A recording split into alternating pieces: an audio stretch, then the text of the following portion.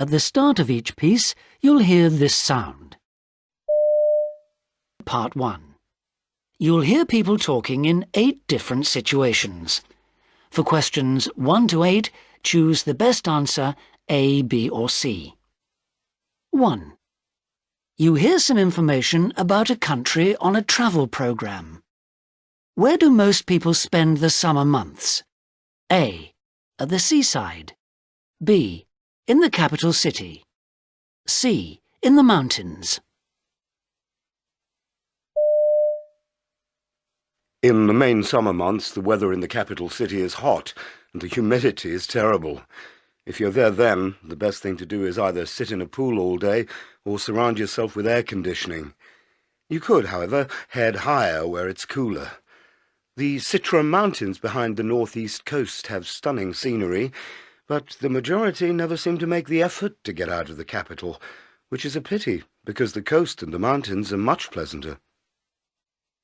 2. You hear part of a radio program about chewing gum. What's the speaker doing? A. Outlining its history. B. Describing why it has changed. C. Explaining its popularity.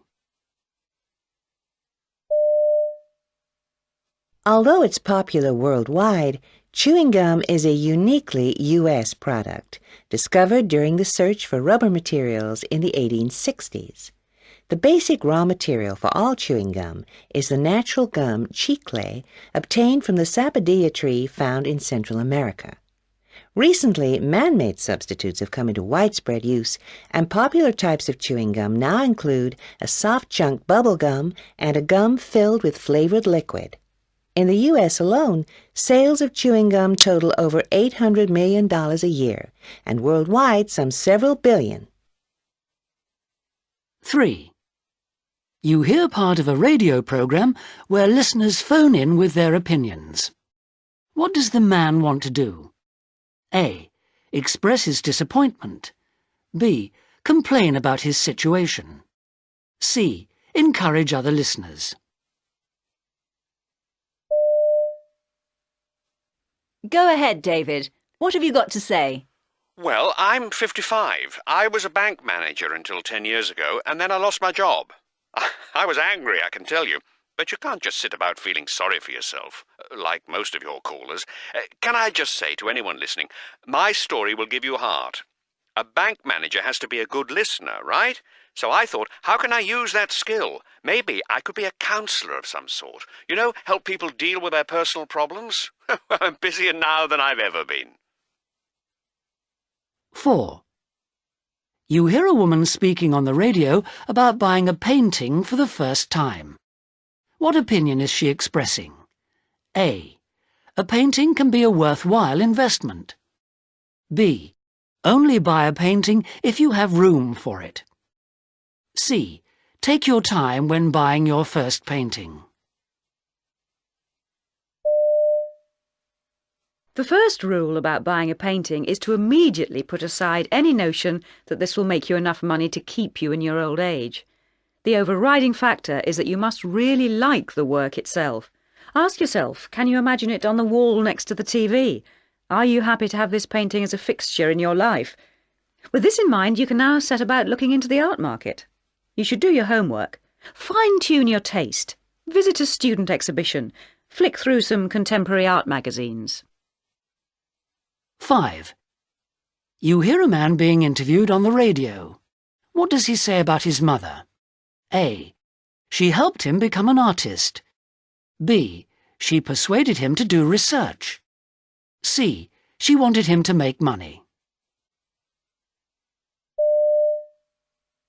My mother could see I was artistic, and she would never have stood in my way, but she was desperate to ensure that I would do well in life, financially, I mean, as she had always struggled. So she helped me with my science homework. She really pushed me. If it hadn't been for her, I wouldn't be where I am today. I feel deep down I do have a more natural talent for art rather than science. I even won some awards for my pictures, and I still paint whenever I can. But I suppose when I was growing up, I didn't think I would ever earn enough as an artist. So I studied science at university, and then spent a few years in the States working as a researcher in the oil industry. 6. You hear part of an interview with a woman who's talking about her day. What's her profession? A. A teacher. B. A doctor. C. A farmer. My day starts at 6 o'clock. It's somewhat chaotic at home early in the morning as we're all rushing around. I try to help my husband feed the animals, and then there's the twins to get ready for school. And I get to the surgery at around 8 a.m. There's always a lot of paperwork to do. Then it's seeing patients all day. We've got a trainee watching us at the moment for 6 months, so I spend some time with her, making sure she's making sense of it all. I enjoy working with students. 7. You hear a man talking on the radio about teaching beginners to surf in the sea. What does the man say about beginners? A. They are very sensitive to criticism. B. They need to be given appropriate goals. C. They often start off with the wrong attitude. When you teach beginners, in a sense you have to tailor-make a course for each of them. Getting the objectives right for each day's course is fundamental. Age or sex makes little difference. It's attitude. Some are delighted if they manage to get their knees on a surfboard, or maybe standing up in the first session is enough. Most can learn to stand up in half a day because of the foamy boards we use. Others just keep going until they've succeeded. Some make daft mistakes like putting their arms through the legs of their wetsuits, but most beginners are quite sensible. 8. You hear part of an interview with a crime novelist. What point is he making about his novels? A. They are based on real-life crimes. B. They include accurate descriptions of life in the past. C. They vary in length depending on the historical period. Now, John, you write around 4 historical crime novels each year. How do you manage it? Well, although the characters and stories themselves are made up, I want my books to be historically correct in the details of everyday life I describe. And the further back in history you go, the fewer actual details survive, so I'm careful to keep them to a similar length. And then I'm less tempted to invent things. And let's face it, if a detective takes more than 80,000 words to solve a crime, he begins to look a bit dim, doesn't he? That's the end of part 1. Now turn to part 2. You'll hear a man called Peter Welby, who makes small models of buildings, talking about his work. For questions 9 to 18, complete the sentences. Part 2.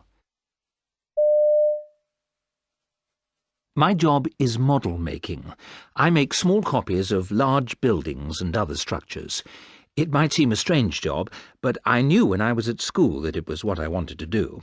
So I did a college course, not in art or architecture, as you might expect, but in woodwork. Because of the concentration on fine detail it requires, it was ideal for a model maker. Although later, of course, I had to adapt my skills to other materials as well.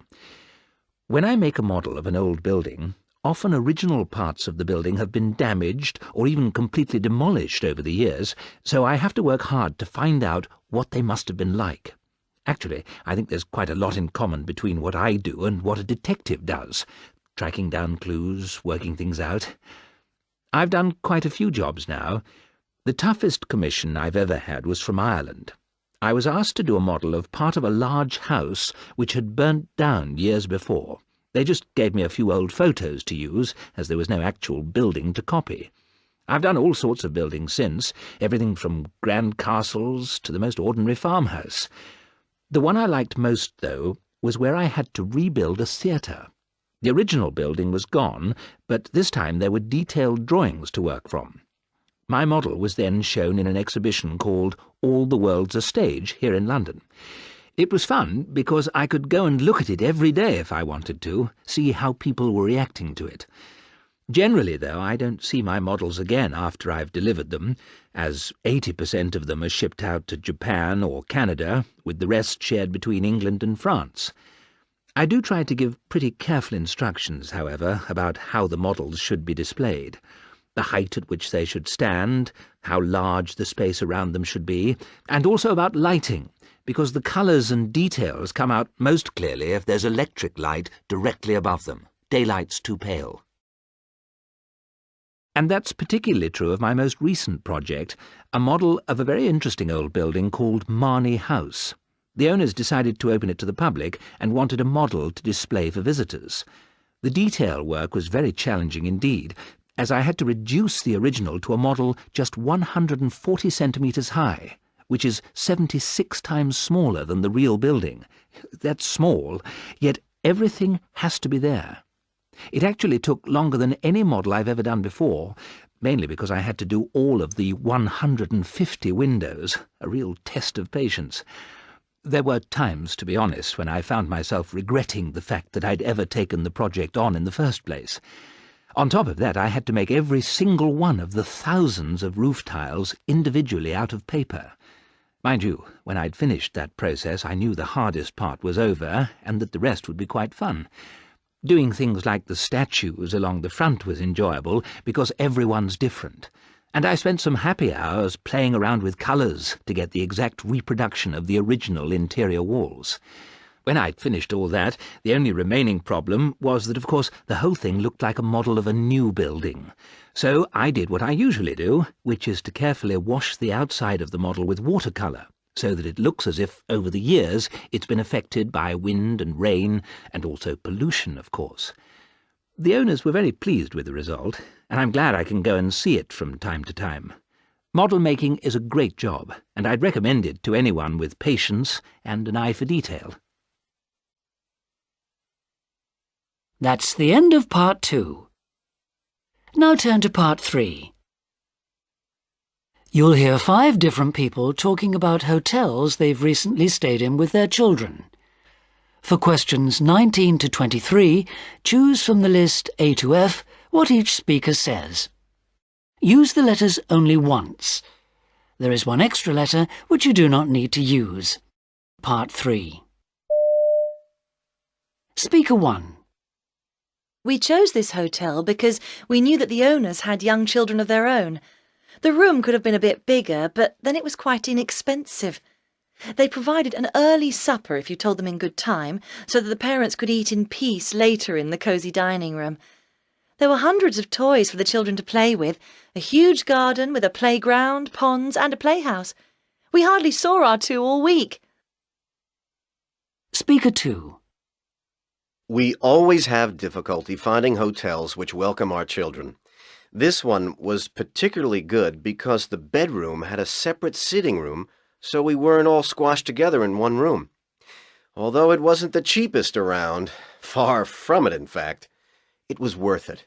Our teenage kids loved the outdoor heated swimming pool and the mountain bikes, which were provided free by the hotel. Apparently, the owner's kids, who've grown up and left home now, had been mad on mountain biking. There was also an all-weather tennis court. Another thing we liked was the separate dining room for people with young families. Speaker 3. We'd had a bad experience the year before at a hotel which didn't cater for children, but this year we were very impressed by the hospitality of the hotel. The rooms were large enough to accommodate 4 beds comfortably, and there was an adventure playground in the garden for the younger kids. You don't have to pay for children under 10 sharing the room. Even meals were free for them, so that was another bonus.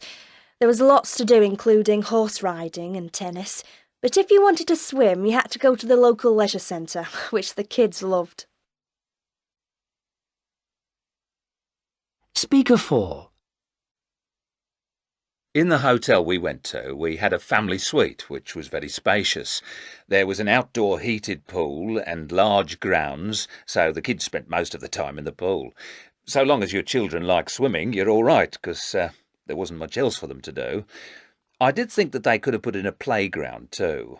Young children under 10 aren't allowed in the dining room, but there was an early supper for them. This meant that we could have a quiet dinner for 2 when they were in bed. Speaker 5. What we liked about our hotel was its size. It was only a small hotel, and we were looked after like family. The room had loads of soft toys, wooden toys, and books which the children loved. The guest lounge and conservatory was a child-free zone after 7:30, which suited us fine, because there was a special children's supper at 6, which meant that they could go to bed early and get a good night's sleep. Older children aren't really catered for, and this hotel is probably better for those with younger kids. That's the end of part 3. Now turn to part 4. You'll hear a radio interview with a young tennis player, Alice Winters, and her coach, Bruce Gray. For questions 24 to 30, choose the best answer, A, B or C. Part 4. In some sports, the players seem to be getting younger and younger. My guests today are 14-year-old Alice Winters and her coach, Bruce Gray. Alice, as national junior tennis champion, has been described as the most talented young player for years. Alice, Bruce, welcome. Hello. Hello. Let's start by talking about money. Have you found it easy to get help in that respect, Bruce? Not really. We've applied to local companies for sponsorship, but they would sooner put their money into something which gets them publicity. Alice isn't that well known yet, so we'll probably have to get there without it. And I reckon that with Alice's talent, there's no reason why we can't. That'd be an even greater achievement, wouldn't it? Now, Alice, you must do a lot of training. Is it sometimes a bit too demanding for someone of your age? Well, a lot of players my age might ask themselves, why can't I be like everyone else, free in the evenings and at weekends? But that side of it doesn't bother me. I must admit, though, that there are times when I just don't fancy it, freezing cold winter mornings when Bruce comes round to take me on a training run and I think, oh, go away and leave me alone. But apart from that, well, I do it because I enjoy it. Nobody's making me do it, are they? So I don't really see it as making sacrifices. And what about your schoolwork? Well, I'm managing to keep up with that at the moment, although I can see that if I do get more successful, the sport might get in the way of academic work. But, well, I know which comes first for me. After all, if I make it to the top in tennis, I won't need any academic qualifications. Now, Alice, when you're competing in a tournament, is it all terribly serious, or do you have fun? Well, I'm only there for one reason, really. I mean, I can't see the point otherwise. I'm not one of those people who think that taking part matters more than winning. I mean, I know I can't win every time, especially up against people a lot older than me, but that's always the aim. And if I lose, well, I look at my performance with Bruce, look at ways of improving it, and, well, I don't let it get to me. I'm just more determined next time. Bruce, what do you think makes Alice different from other players of the same age? I've never come across any young player quite like her in all my years as a coach. Oh. What amazes me is you can watch her play, and she doesn't seem to be trying, even though, of course, she is. With other players, you can see the effort involved, but with her, well, she's just so gifted. So, Alice, how do you see your future? Well, I'd love to turn professional, but it's a bit early to think seriously about that. I mean, I'm a big fish in a small pond at the moment, but as I get older, well, there are going to be a lot of tough players out there. If I do end up doing it full-time, the lifestyle looks glamorous from outside, but it might just be too hard for me and I might decide to get out. But it's hard to say. Some people stay at the top for years, don't they? Bruce, do you and Alice get on well? Is she an easy person to coach? Sometimes I find it difficult to remember how young she is, because she's got an old head on young shoulders. We've had the odd, shall I say, disagreement, but she doesn't have much of a temper. It soon passes.